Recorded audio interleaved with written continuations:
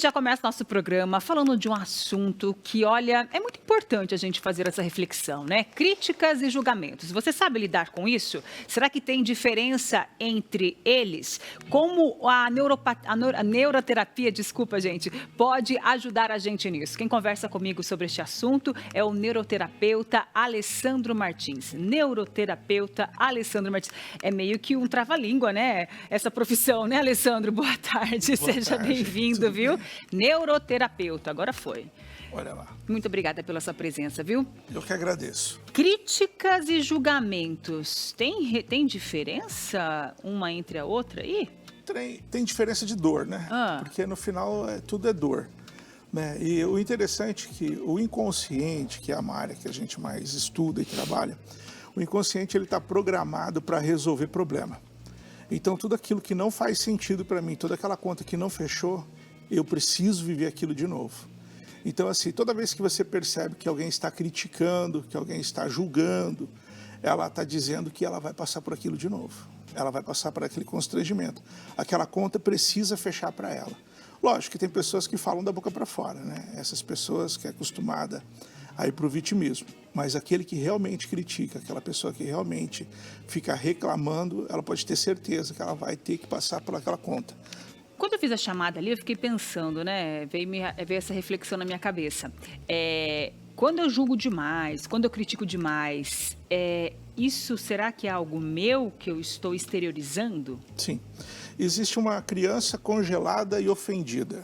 Né? Em algum momento, lá na sua primeira infância, você sofreu alguma coisa e a conta não fechou. O adulto sempre resolve. Você pode dar qualquer tipo de problema, desafio para o adulto. Se ele não sabe, ele pergunta. Como que é? O que eu faço? Aonde que tem alguma coisa? Mas a criança não, ela começa a reclamar. A criança é birrenta, né? Ela começa a reclamar, outra vez, né? começa a criticar, ela começa a justificar. Então, assim, toda crítica, todo julgamento esconde uma dor, um trauma, uma situação mal resolvida. Então, se você resolver para aquela pessoa, ela vai dar um jeito de arrumar uma outra situação. Então, pode ser que isso atrapalhe também as minhas relações. Eu sou uma pessoa que tem aquela criticidade muito autêntica, sou autêntica ao ponto de ter uma criticidade muito grande, tenho facilidade em fazer julgamentos sem me preocupar com quem está ouvindo, né? Julgar outras pessoas, perto de outras pessoas. Isso aí acaba atrapalhando, querendo ou não, o meu relacionamento com o meio que eu vivo. Sim e não, né? Porque a ambiência onde você está, ela vai te medir, né? Então, isso pode ser saudável ou não. Então, tudo vai do ambiente onde você está, de quem você é, né? A quem você está falando, qual é a intenção, né? O propósito, o motivo e o objetivo pelo qual você fala. Então, uma pessoa machucada e ferida, ela vai levar tudo como crítica. E você nem está criticando. Né? Então, assim, você não está ofendendo, a pessoa se ofende. Mas isso tem a ver com ela, né? Com aquele que se ofende. Isso tem a ver com aquele que critica. Não tem a ver com aquela pessoa, muitas vezes, que está ouvindo, né? O ouvido passivo ali, né? Estou aqui para te escutar. Né? Se alguma coisa que você falou me incomodou, é porque tem alguma coisa em mim que não está certo. Porque é só a sua opinião. Não tem porquê, né? Eu posso te ouvir passivamente, perguntar os seus pontos de vista e está tudo bem. Agora, a partir do momento que isso me inflama, tem alguma coisa errada. As pessoas falam assim, tem uma crítica positiva, né, para te fazer. Essa crítica positiva, realmente, ela acaba... vai depender da maneira que eu recebo, se ela é positiva ou não, então? Toda crítica nunca é positiva, né? Esse é fato, né? Crítica é crítica. Agora, se é positivo ou não, vai daquele que ouve, né? Vai daquele que ouve. Mas a maneira que se fala também, não é, Alessandro? É que é complicado. Por quê? Porque você pode ser a pessoa mais sucinta, tranquila, e você vai trazer, de repente, uma reflexão para alguém, mostrar algum ponto de vista, e ela pode se ofender. E não foi a intenção. Então, assim, é um lugar difícil. Né? É um lugar difícil. É por isso que é sempre importante você ajudar quem te pede. Quem não te pediu, é melhor você ficar quieto. Fica na tua, né? Agora, as pessoas te procuram, né, através do seu atendimento da neuroterapia, para melhorar essa questão de receber críticas e julgamentos, para ela não ligar, porque o julgamento acaba que muitas vezes a gente pode até dar um exemplo como exposição nas redes sociais, que a gente, né, tem vivido essa realidade cada vez mais comum, onde as pessoas precisam se expor para vender o seu produto, para vender o seu serviço, e sempre as pessoas têm um certo receio dessa exposição por conta do julgamento, né? Através da neuroterapia, como que você vai ajudar essas pessoas a destravar destravar aquilo que está lá guardadinho no inconsciente, sim, é isso? Nós não temos problemas hoje. O adulto não tem problema hoje, porque qualquer desafio ele pergunta, qualquer desafio ele resolve. Mas tudo que aconteceu lá atrás que não se resolveu, se torna um problema para mim hoje. Então, assim, eu vou associando, a minha mente vai associando. Então, eu fico desconfortável, eu não me sinto bem, eu fico mal. Mas não tem nada a ver com o presente. Você percebe que não faz sentido, entendeu? Eu ficar ocupando a minha mente, adivinhando o que pode acontecer, né? E se acontecer, eu ajo como se eu tivesse uns 8, 10 anos de idade. Né? Quantas pessoas que eu atendi que tinha medo de exposição? E qual que era a raiz?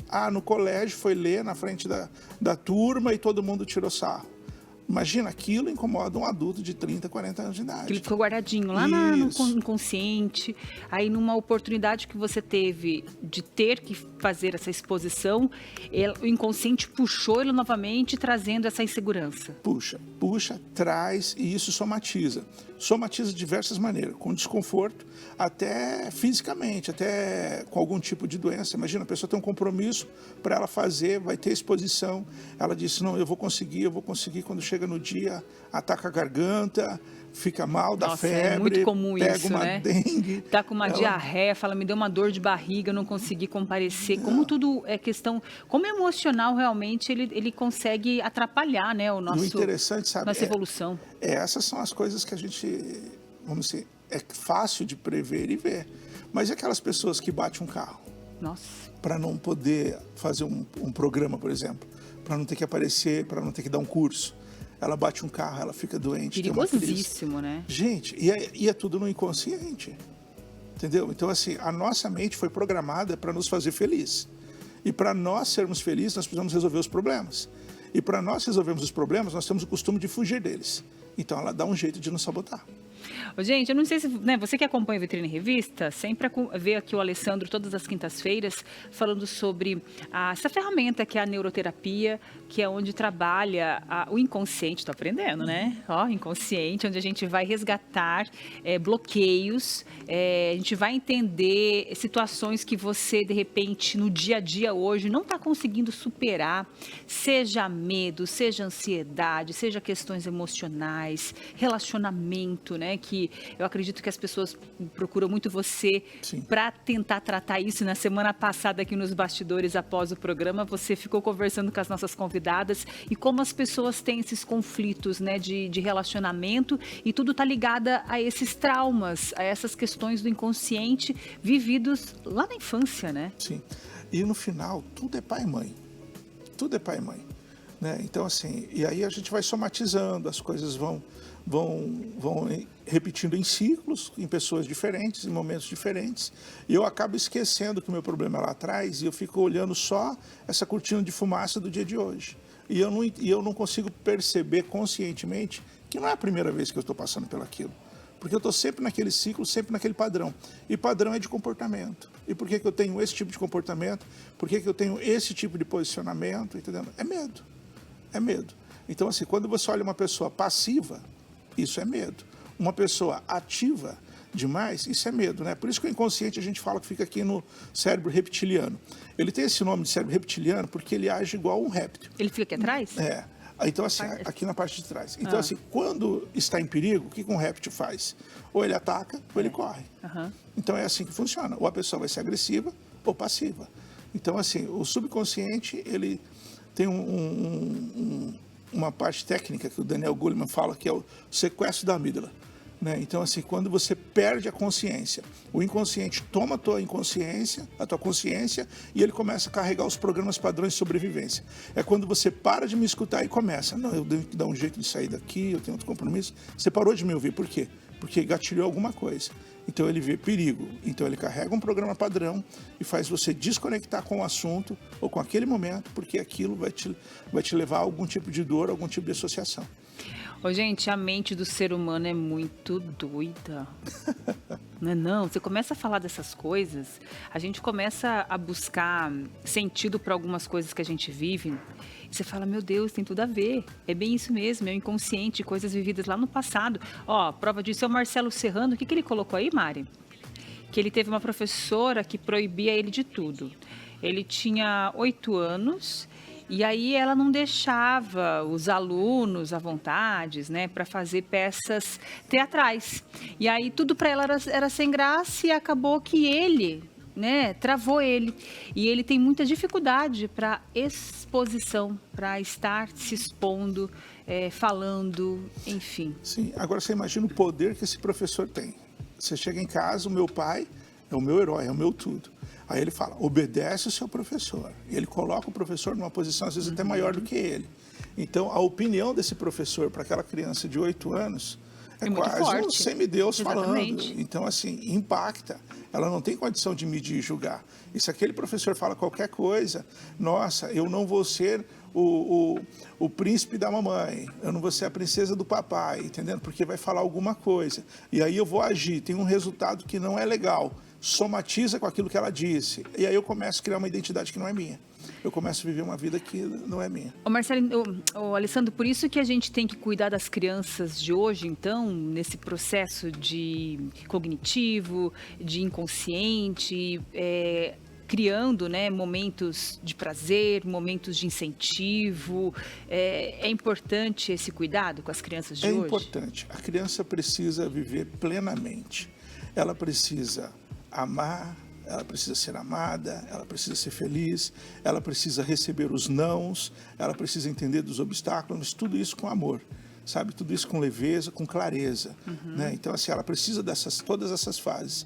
Uma criança super protegida, ela se torna fraca, ela se torna sensível e se torna uma criança doente. Então, assim, a gente precisa, tudo tem a medida certa, né? Então, assim, a diferença do veneno e do remédio é a dose. Então, assim, eu preciso ter a dose certa. Eu preciso saber medir a mão, né? É igual os temperos, né? Se você errar, você perdeu. Perdeu o sabor ali da sua receita, né? Bom, muito obrigada pela sua participação. Sempre uma delícia trazer essas reflexões aqui profundas, né? Vou aprendendo sobre esse negócio de inconsciente, de como a gente lidar, né, com essas questões do passado, que são crenças limitantes que atrapalham a nossa evolução. Obrigada, viu? E quero aproveitar e comentar quantas pessoas, né, que estão presas, né, Alessandro, com esse medo, com culpa e traumas. Essas pessoas estão impedidas, né, de viver plenamente e sentir prazer na vida. Se você se identificou com